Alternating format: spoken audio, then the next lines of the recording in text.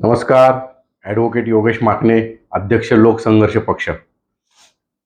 मित्रांनो, आज सकाळी मला इतका आनंद झाला की तुम्ही विचारू शकत नाही. म्हणजे असा आनंद फार क्वचित होतो माणसाला, असा आनंद मला झाला. आणि बातमी काय ती सगळ्यांना माहिती आहे. फक्त त्या बातमीचं मी जे हेडलाईन आहे ना, ती मी सांगतो तुम्हाला. ती काय असली पाहिजे होती? ती असली पाहिजे होती की अजितदादांचं जोरदार कमबॅक. बरोबर ऐकलं सर तुम्ही. बातमी काय पाहिजे होती? अजितदादांचं जोरदार कमबॅक. जे अजित पवार गेली 3-4 वर्ष अगदी असे मवाळ झाले होते किंवा त्यांचा जे नेहमीचं स्वभाव आहे, सरकारी जमिनी थर्ड पार्टी थ्रू विकत घ्यायचा, त्याचे कमी पैशात लिलाव करायचे, त्याच्यावरती स्टॅम्प ड्युटी माफ करायची, सगळे सरकारी अधिकारी मॅनेज करायचे. हे गेली 4-5 वर्ष थोडं थंड बसत्यात होतं, कारण त्यांचंच पॉलिटिकल भविष्य जरा अधांतरित होतं. पण त्यांना जसं कळलं की हा मुख्यमंत्री आणि हा जो दुसरा उपमुख्यमंत्री आहे ठाण्याचा, हे दोघंही आपल्या बरोबर आहेत आणि आता आपलं कोणीही काहीही वाकडं करू शकत नाही, त्या बरोबर अजितदादांच्या पोरांनी जी कोरेगाव पार्क पुण्यामधल्या 40 एकर जमिनीचा सौदा केला आणि जी जमीन सरकारच्या मालकीची आहे. बरं, नुसता सौदा केला नाही मित्रांनो, ते ट्रान्झॅक्शन करताना भरावी लागणारी 21 लाख रुपये जे मुद्रांक शुल्क आहे ते देखील सरकारने माफ केलं. आणि आज आपली तर काय चाललंय माहितीये का? आपली तर अगदी क्लिअर कट सांगतो तुम्हाला काय चाललंय ते. या सगळ्या गोष्टी असतील, म्हणजे जैन बोर्डाचं मुरलीधर मोहोळांचं प्रकरण असेल, जनता वसाहतीच्या टीडीआरचं प्रकरण असेल, आणि आता हे पार्थ पवारचं कोरेगाव पार्कचं प्रकरण असेल, सगळीच्या सगळी प्रकरणं मुख्यमंत्र्याच्या नाकाखाली चालू असतात, त्यांच्या देखरेखीखाली चालू असतात. मग नडतं कुठं किंवा माशी शिंकते कुठं? जेव्हा जो ठरलेला शेअर आहे तो देण्यामध्ये ज्या वेळेस हे लांडगेत ना, लबाड लांडगे हे काचकूच करतात, तिथून पुढे सगळ्या बातम्या बाहेर यायला लागतात. होय, हा माझा गंभीर आरोप नाहीये, हे मी ठासून सांगतोय तुम्हाला.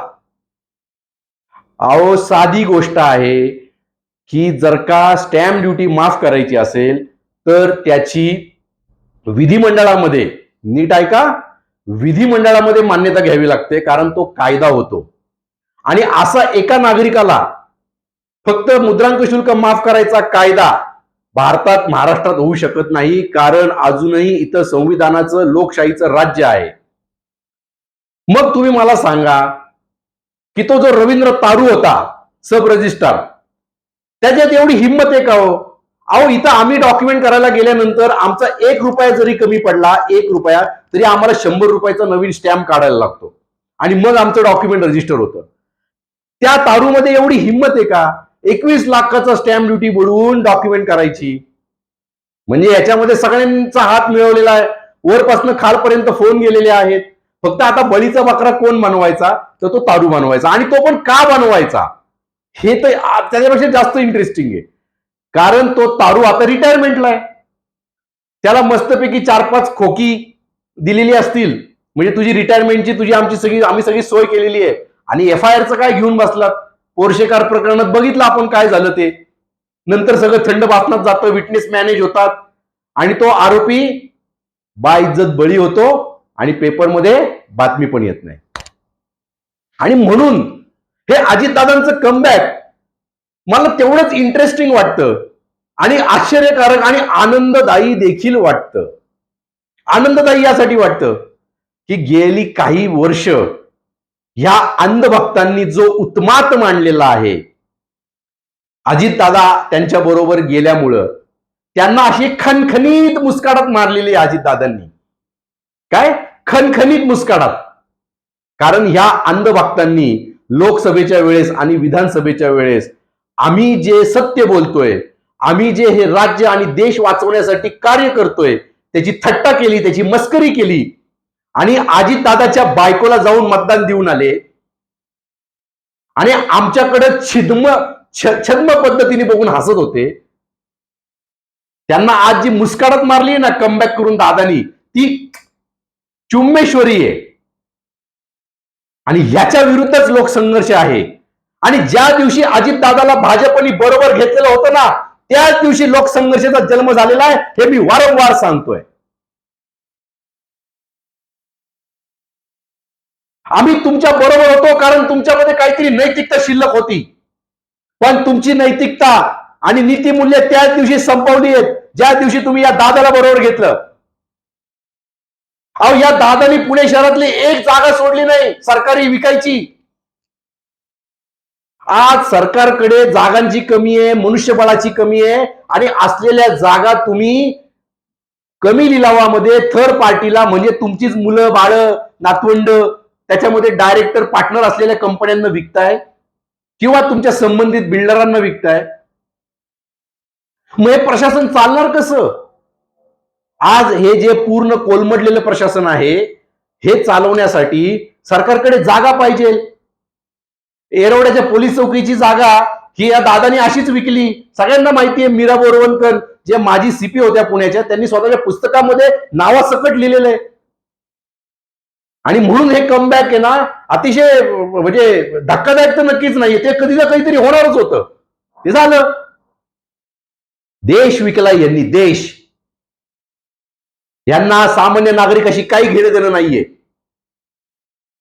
सामान्य नागरिक रोज मरतोय, लढतोय, टॅक्सेस भरतोय, स्टॅम्प ड्युटी भरतोय आणि त्याच्या वाट्याला काय येतंय? रस्त्यावरती पडलेले खड्डे, भ्रष्टाचार, अधिकाऱ्यांची पिळवणूक, पोलिसांचा मनमानीपणा आणि ही राजेशाही, सरंजामशाही.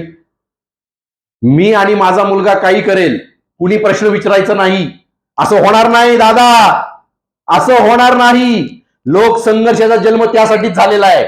आम्ही तुम्हाला नुसते प्रश्न विचारणार नाही, तर तुमचा राजीनामा देखील घेऊ आम्ही.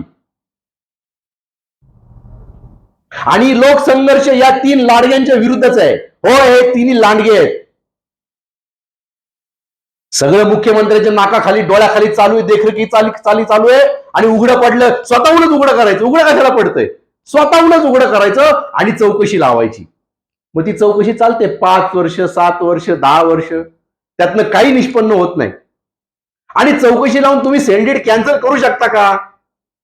मी मागच्या व्हिडिओमध्ये म्हणलं तसं, तुम्ही तर देव झालेले आहात, तुम्ही काही करू शकता. पण आमच्यासाठी सेंडिट कॅन्सलेशन करायला सिव्हिल कोर्टात जावं लागतं. म्हणजे आम्ही ज्या भारतामध्ये राहतो त्या भारताबद्दल बोलतोय. तुम्ही कारण रिपब्लिक ऑफ RSS मध्ये राहता तुम्ही आणि आम्ही रिपब्लिक ऑफ भारत मध्ये राहतो. तुमच्या रिपब्लिक ऑफ RSS मध्ये तुम्ही म्हणाल तो कायदा आहे, पण आमच्या रिपब्लिक ऑफ भारतामध्ये जे संविधान सांगेल तो कायदा आहे. आणि म्हणून अजितदादांचा राजीनामा झालाच पाहिजे. नवे या मुख्यमंत्र्याचा देखील राजीनामा झाला पाहिजे. हा मुख्यमंत्री देखील तेवढाच जबाबदार आहे जेवढा अजितदादा जबाबदार आहे. यांना सगळं माहिती आहे.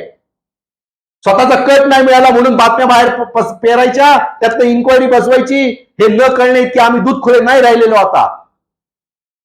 आम्हाला हा देश वाचवायचा आहे, आम्हाला हे राज्य वाचवायचंय. येणाऱ्या पिढीचं भवितव्य आमच्या डोळ्यासमोर दिसतंय जे अंधारात आहे, ते आम्हाला वाचवायचंय. आणि म्हणून मित्रांनो, वारंवार आवाहन करतोय, लोकसंघर्षाला जॉईन व्हा. अहो, हे कुणी नाहीये, हे एकदम भित्रे आहेत, एकदम भित्रे आहेत. आपण जर का 100 जण जरी चौकात उभे राहिलो ना, यांची टाप नाही आपल्याला येऊन उत्तर द्यायची. अहो, यांच्या पोलिसांची पण टाप नाही आपल्याला येऊन भिडायची, गॅरंटीने सांगतो. पण आपण एकत्र येत नाहीये, हा प्रॉब्लेम आहे.